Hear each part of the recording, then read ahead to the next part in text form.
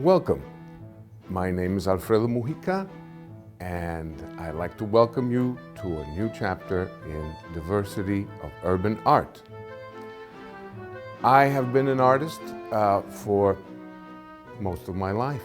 In fact, my grandfather, who was a general in the Cuban army back in the 50s, would have his friends come over, other officers, and as one day I was doing a drawing based on something that he told me, that our country had the shape of an alligator.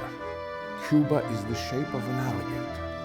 This, to my 4-year-old mind, became something so astonishing that I actually believed that our whole country was an alligator and we were living on it, on a live giant alligator.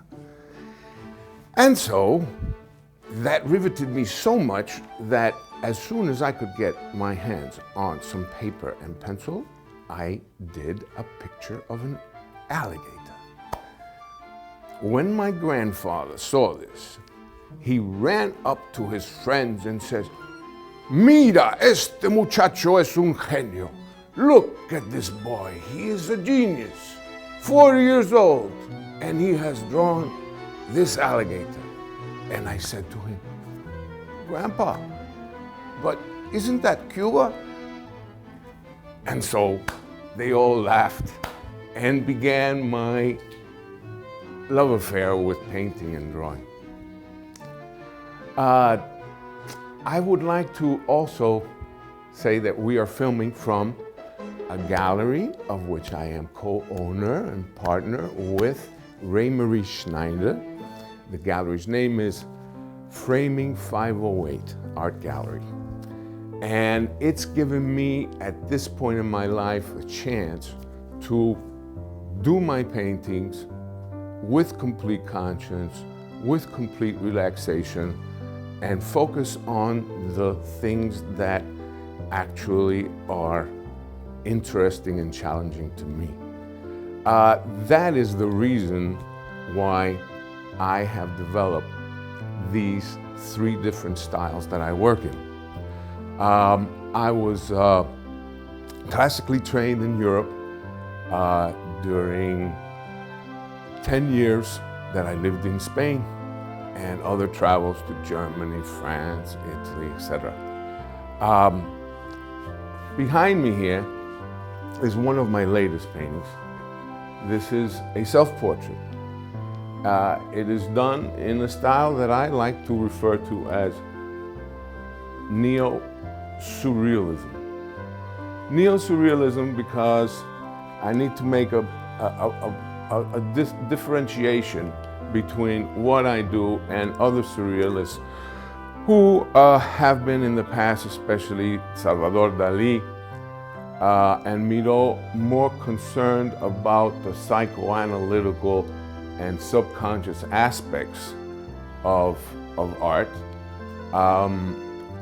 I have a different approach. I have a didactic approach, I believe. In this painting, you'll see my image being painted by my hands. As you can see, that is my hand holding a brush and the other hand holding the palette.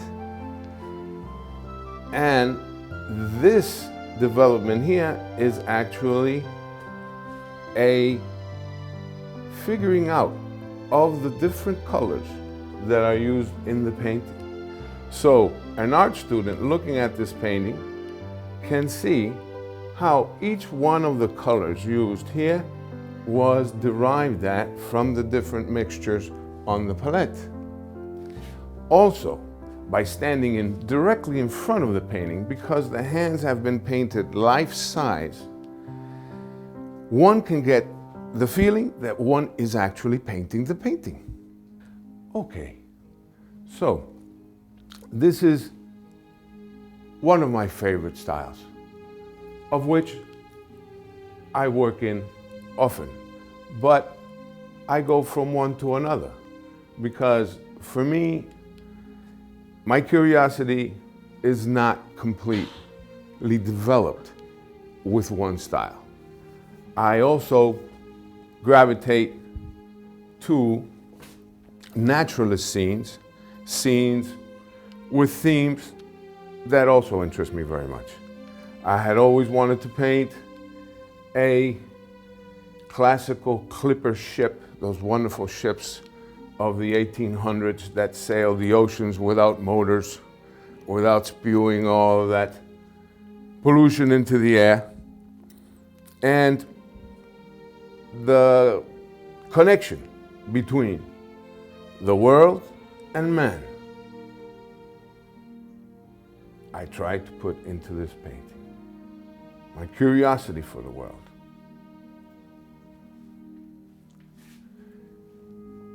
Now, this other painting exemplifies my third style. This is what I would call neo-Cubism. It is based, like the Cubism of Picasso, on geometric forms, but in my own style.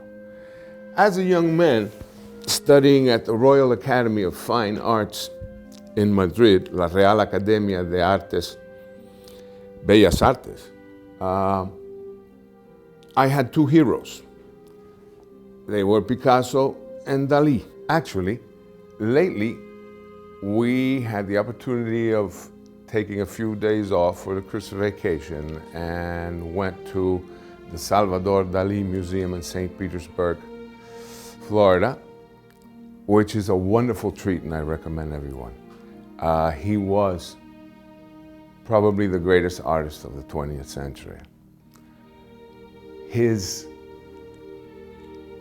complete commitment to the Renaissance techniques, the perfection of the image, is completely palpable in the almost gigantic, actually very monumental paintings that are 15 feet, 20 feet tall, 10 feet wide, 15 feet wide, where he devoted the last few years of his life one painting per year. This is striving for more than excellence, practically immortality. And that's why I continue to be a very big fan, an admirer of Dali, whom I consider like a father. As you can see, here we have a classical theme, the Pegasus. The Pegasus to me is a manifestation, a subconscious manifestation of man's desire to reach further, go above the clouds. And that also brought to me the idea of the Gothic cathedrals in the Middle Ages, Europe, which also, with those flying buttresses and those arches and those cupolas that reach for the heavens, they also manifest that desire of man to go beyond, further than his terrestrial underpinnings. Here you will see a roseton stained glass window form that you will find the same proportions in Notre Dame de Paris, the great Gothic cathedral in Paris. And then you will see a series of arches in perspective. First arch, second arch, third arch, and ad infinitum, into infinity. This is a good example of this other style that I have been working in the last couple of years, actually. Yes. So, thanking you for your attention and hope this has been as fun and instructional for you as it has been for me. And urban art, future chapters, I will try to talk about what else I've been working on and other examples of these three styles that I enjoy working in. Thank you.